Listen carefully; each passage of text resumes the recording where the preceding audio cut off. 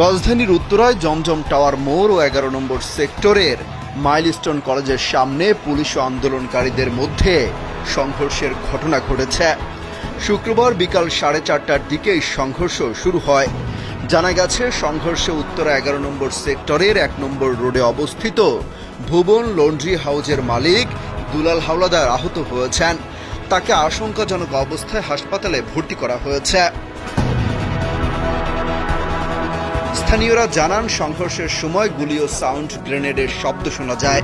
এর আগে রাজধানীর বিভিন্ন এলাকায় গণ মিছিল করে কোটা আন্দোলনকারীরা।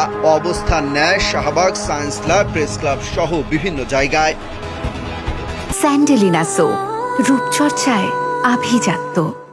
একই সময় স্বল্প দূরত্বে নিউ মার্কেটের গাউসিয়ায় স্থানীয় ছাত্রলীগ, যুবলীগ ও আওয়ামী লীগ নেতাকর্মীদের দেখা যায়।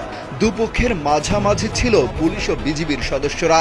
শুক্রবার দুপুর 2:40 সায়েন্স ল্যাব মোড় থেকে নীলক্ষেত পর্যন্ত এই চিত্র দেখা যায়। শুক্রবার জুমার নামাজের পর বিক্ষোভ মিছিল শুরু করেন শিক্ষার্থীরা। এ সময় তাদের নানা স্লোগান দিতে দেখা গেছে। মিছিলটি নিয়ে আন্দোলনকারীরা শাহবাগের দিকে যান। এর আগেই বলা হয়েছিল, প্রার্থনা ও ছাত্র জনতার গণ মিছিল নামে নতুন কর্মসূচি পালন করবে বৈষম্য বিরোধী ছাত্র আন্দোলন।